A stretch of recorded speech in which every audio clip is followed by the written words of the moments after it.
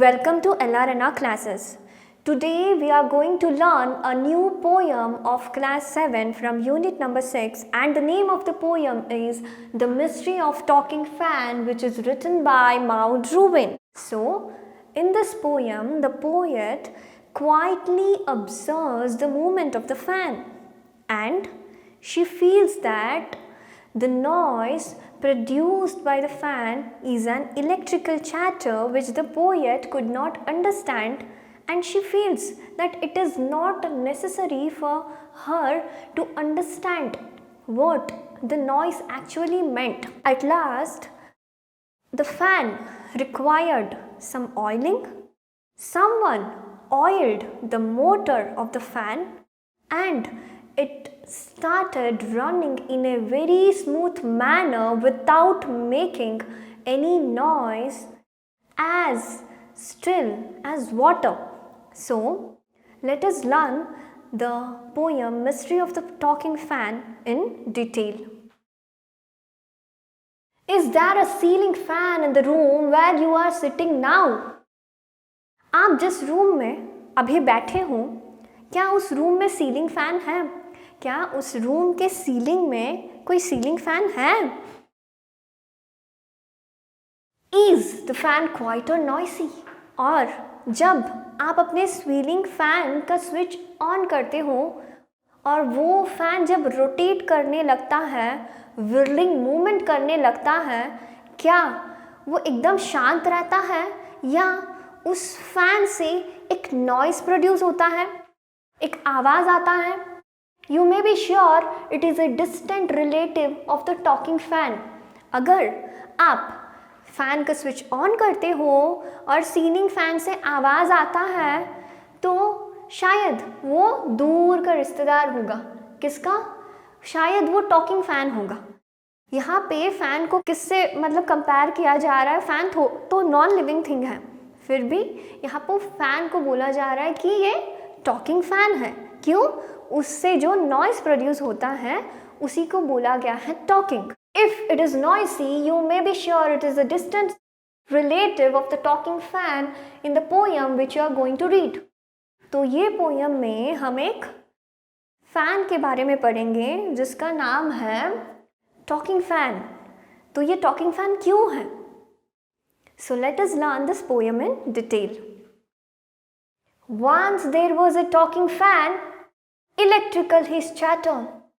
I could not quite hear what he said, and I hope it does not matter, because one day somebody oiled his little whirling motor, and all the mystery was spoiled. He ran as still as water. Once there was a talking fan, electrical his chatter. तो poet यहाँ पे बोल रही हैं Once there was a talking fan. एक time में एक fan था, एक सीलिंग फ़ैन था, और वो सीलिंग फ़ैन कैसा फ़ैन था? टॉकिंग फ़ैन था। टॉकिंग फ़ैन कैसे हो सकता है? वो तो नॉन लिविंग थिंग है। इसको टॉकिंग इसीलिए बोला गया इलेक्ट्रिकल हिज चैटर। जब भी फ़ैन का स्विच ऑन किया जाता था तो वो एक साउंड प्रोड्यूस करता था। कौन सा साउंड? Electrical chatter. चैटर का मतलब एकदम कंटिन्यूस वे में बोलना। जब भी फैन का स्विच ऑन हो जाता था तो फैन का रोटेशनल मूवमेंट से एक कंटिन्यूस आवाज़ आता था। तो यहाँ पे फैन को टॉकिंग फैन क्यों कहा गया है? क्योंकि फैन के स्विच ऑन होने के बाद एक इलेक्ट्रिसिटी जब सप्लाई होता है उस सीलिंग फैन को तो वो रोटेशनल मूवमेंट से एक साउंड प्रोड्यूस करता है, और वो है इलेक्ट्रिकल साउंड या इलेक्ट्रिकल चैटर या electrical noise. I could not quite hear what he said. I could not quite hear. Sound तो मुझे सुनाई दे रहा है but I could not quite understand. मुझे उस साउंड का मतलब पता ही नहीं लग रहा है कि वो फैन क्या बोलना चाहता है। I could not quite hear what he said and I hope it does not matter. और मुझे ये लगता है वो तो फैन है, वो इलेक्ट्रिसिटी से चल रहा है और वो इलेक्ट्रिकल साउंड यानी नॉइस प्रोड्यूस कर रहा है। वो जो भी बोलना चाहे मुझे क्या, वो जो भी चैटर कर रहा है, वो जो भी साउंड प्रोड्यूस कर रहा है, उससे मुझे क्या मतलब? इट डज नॉट मैटर मी। ये इंपॉर्टेंट चीज़ है ही नहीं। Because one day somebody oiled his little whirling motor. एक दिन क्या होता है, किसी ने उसके मोटर का मतलब होता है a device used to make a machine move. Ceiling fan के बीच में जो मोटर होता है, जो रोटेट करने में फैन को मदद करता है, एक दिन क्या करते हैं, किसी ने उसके मोटर में ऑयलिंग किया, ऑयल अप्लाई किया। तो जब मोटर में ऑयल अप्लाई करते हो तो क्या होता है, जो भी पार्ट में रस्ट हो गया होता है, ऑयल अप्लाई करने के बाद एज ए लुब्रिकेंट ऑयल काम करता है और फैन के मूवमेंट में वो स्मूथनेस ऐड कर देता है। Because one day somebody oiled his little whirling motor. whirling का मतलब रोटेशनल मूवमेंट और मोटर का मतलब अ मशीन, जो वो डिवाइस जो फैन को मूव करने के लिए हेल्प करता है। And all the mystery was spoiled, he ran as still as water. तो एक दिन जब किसी ने उसके मोटर में ऑयल अप्लाई किया, लुब्रिकेशन के वजह से वो एकदम स्मूथली चलने लगा और अभी से उसका इलेक्ट्रिकल चैटर एकदम बंद हो गया। उसने कोई भी आवाज़ नहीं किया और सारा मिस्ट्री, सारा सीक्रेट ख़त्म हो गया।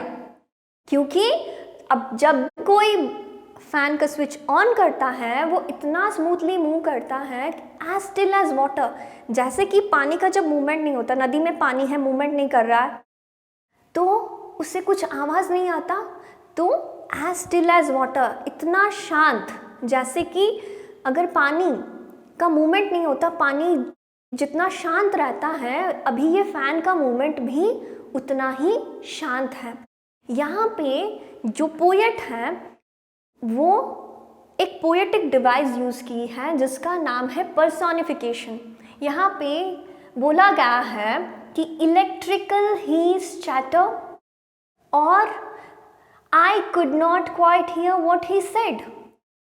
फैन एक नॉन लिविंग बीइंग है, तो लेकिन इसे पोएट ने हीज और ही करके रिप्रेजेंट किया है। तो यहाँ पे पोएट ने इस पोएम में कौन सा पोएटिक डिवाइस यूज़ किया है, पर्सोनिफिकेशन का पोएटिक डिवाइस यूज़ किया है। इसके अलावा ये पोएट में राइमिंग स्कीम भी है। Once there was a talking fan. Electrical was his chatter. I could not quite hear what he said and hope it does not matter. तो अगर आपको कोई भी पोएम में से राइमिंग स्कीम पूछा जाएगा तो आपको हमेशा हर एक लाइन के लास्ट वर्ड पे फोकस करना होगा और उसके वर्ड्स के प्रोनाउंसिएशन पे फोकस करना होगा। यहाँ पे देखो, फैन, चैटर, सेड, मैटर। तो हम फैन को दे देंगे ए, चैटर को दे देंगे बी, सेड को दे देंगे सी और मैटर को दे देंगे फिर से बी। क्योंकि देखो यहाँ पे राइमिंग स्कीम में, पोयम में हर एक लाइन के लास्ट वर्ड पे आपको फोकस करना पड़ेगा और वो प्रोनाउंसिएशन पे आपको फोकस करना पड़ेगा। यहाँ पे देखो चैटर और ये लाइन में देखो मैटर, तो चैटर मैटर दोनों राइम कर रहे हैं, तो इसीलिए हम इन दोनों को बी दिए। और फैन और सेड से कोई मैचिंग नहीं है, तो फैन हो गया ए, चैटर हो गया बी, सेड हो गया सी। क्योंकि चैटर और मैटर का साउंड मैच कर रहा है, हमने इसको दे दिया बी और बी। तो पोयम में है पहले 4 स्टैंजों का राइमिंग स्कीम क्या है, ए बी सी बी। यहाँ पे देखो ऑयल्ड, ऑयल्ड को फिर से हम देंगे ए, मोटर, मोटर को देंगे हम बी, स्पॉइल्ड, स्पॉइल्ड को हम फिर से देंगे ऑयल्ड क्योंकि ये ए के साथ मैच कर गया, और वाटर को हम देंगे बी क्योंकि ये मोटर वाटर के साथ मैच कर गया। तो ये पोयम में जो लास्ट 4 लाइन्स है उनका राइमिंग स्कीम है ए बी। तो क्यों ऑयल्ड मैच हो गया हमारा स्पॉइल्ड से, तो यहाँ पे जो ए हमने दिया था यहाँ पे भी ए दिया। मोटर हमारा मैच हो गया वाटर से, तो यहाँ पे जो बी दिया था हमने यहाँ पे भी बी दिया। तो लास्ट 4 लाइन्स का राइमिंग स्कीम है ए बी और फर्स्ट 4 लाइंस का राइमिंग स्कीम है ABCB। तो कभी भी किसी पोयम में आपको राइमिंग स्कीम पता करना है तो हर एक लाइन का लास्ट वर्ड को आप फोकस करेंगे और उसके साउंड पे आप ध्यान देंगे और उससे आप राइमिंग स्कीम निकाल सकते हैं। So this is all about the poem Mystery of the Talking Fan in Detail, which is written by Maud Rubin. If you get any value from this video, please like it. And if you are watching our channel for the first time, please subscribe our channel to get the latest notifications related to educational content in Odia, Hindi, Bengali and English languages. Until then, keep learning, keep sharing and thank you.